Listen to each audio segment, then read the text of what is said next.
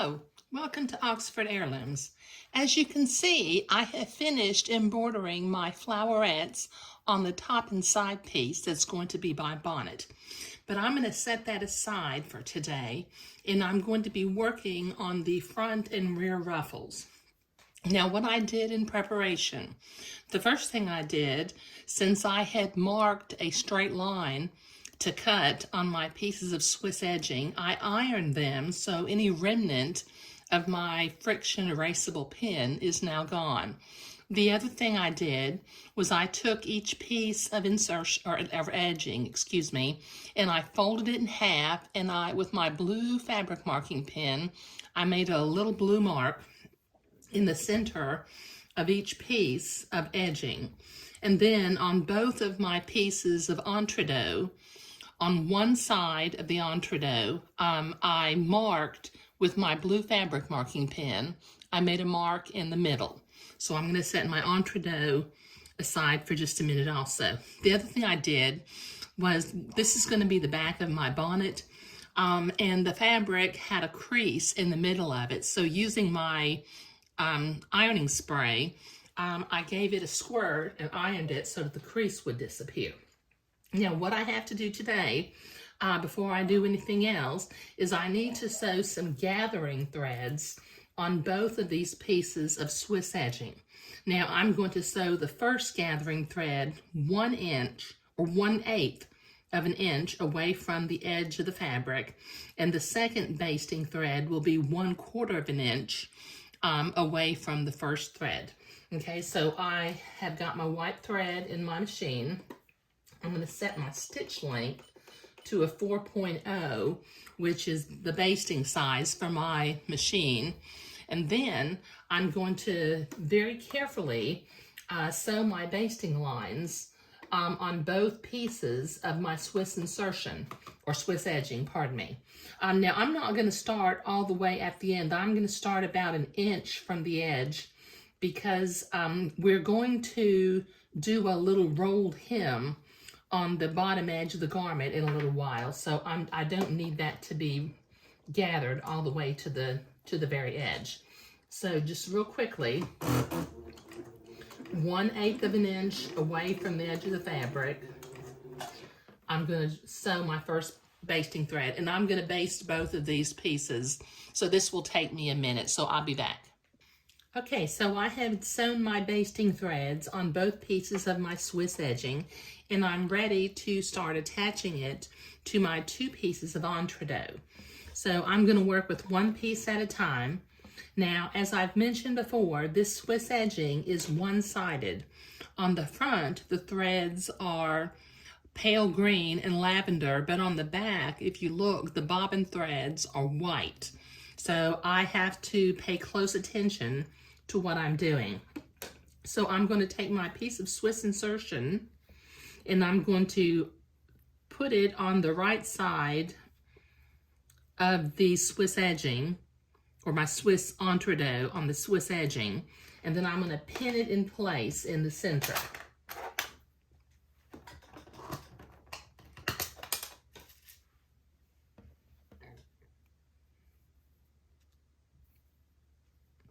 Okay, so I've got that pinned in place in the center, and I can come over here to the right side, get my 2 gathering threads, and begin to gather the Swiss edging until it is as long as half of the entredeaux.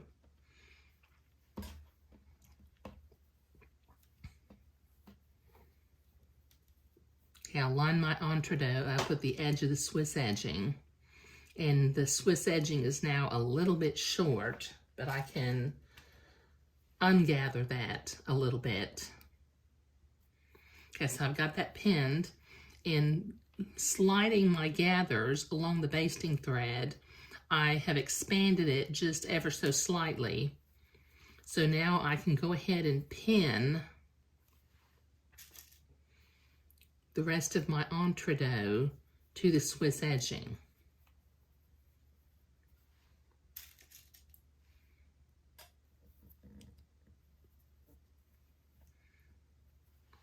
Don't be afraid to use a lot of pins.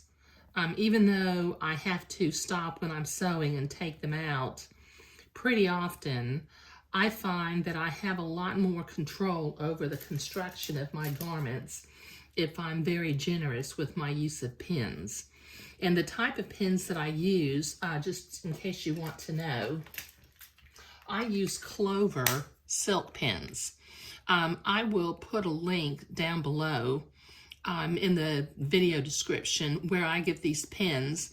I like them because they're very thin, they're very sharp, they're very smooth, so they don't pick little frays in the fabric. They also have glass heads.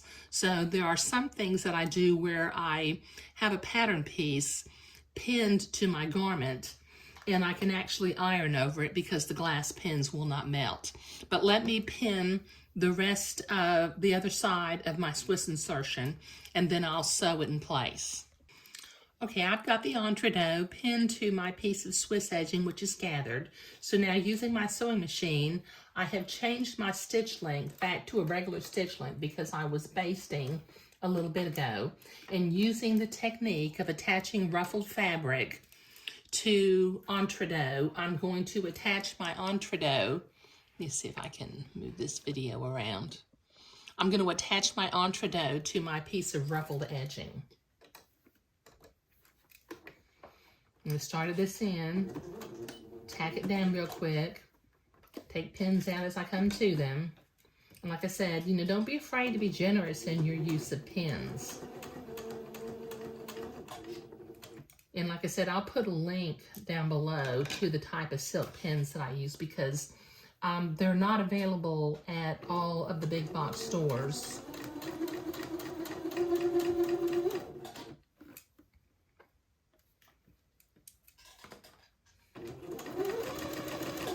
Okay, this will take me a minute to sew. Okay, so I have sewed my entredot to my ruffled edging, and I'm going to go to the ironing board in a minute, and I'm going to very carefully iron this seam without ironing the ruffle itself. Just iron the seam to the back of the ruffle so that I can come back and I can zigzag and tack it down. But that'll take me a minute. Okay, so I have ironed that down. Now I'm going to zigzag along the length of the entredot ladder, catching the ladder on the right and catching the edge of the ruffle, the edging, on the left. And don't go real fast because it's easy to get out of control and start stabbing your entredot ladder rather than going in the holes. Now this will take me a minute, so I'll be right back. Okay, so I have zigzagged the edging to the entredot, and I'm going to use my seam ripper now because if you notice, my bottom gathering thread is actually showing. So I'm going to pull that out. It comes right out. And then I'm going to reach into the back side and grab the bobbin thread, pull that out too, and get rid of that. Okay, so now we're ready to attach this to the front edge of the bonnet top and side piece. Okay, now I don't have this bonnet top and side piece marked in the center because if you recall, I cut the entredot the same length as the bonnet top and sides. So turning the right sides together, I'm going to start at one end and I'm going to pin my entredot and edging to one side of the bonnet top and side. Now the bonnet top and side doesn't have a front, it doesn't have a back because of the way we constructed it. So you don't have to worry about which side you attach the bonnet. Now, to some bonnets, I do have a front and back, but not on this one. So it's going to take me a minute to pin this in, so I'll be right back. Okay, so I have that pinned to one edge of my bonnet top and back. And if you'll notice over here on this end, my entredot and my Swiss edging are about 1/4 of an inch longer. So using my fabric scissors, let me turn that over where I can see it. I'm just going to trim that so that it's the same length as the bonnet top and side.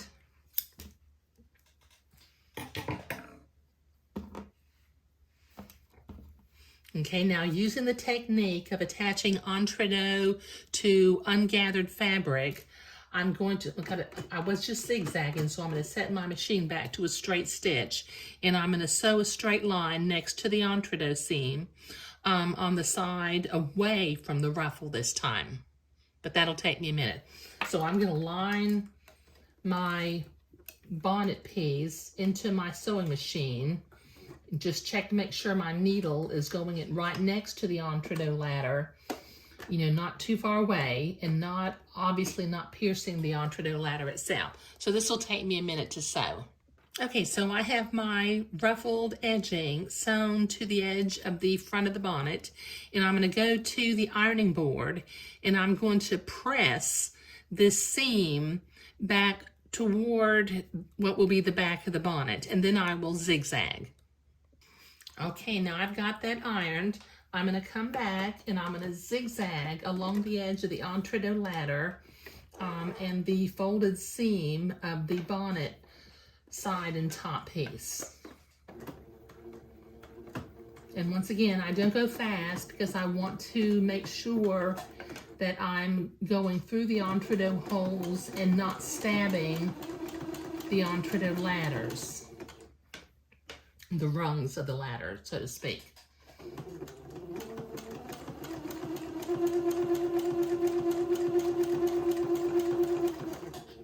Now this will take me a minute.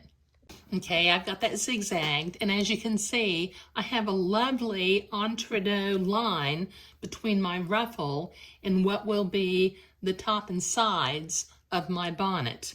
Okay, now I've got one final step on the back, on the top and the bonnet side.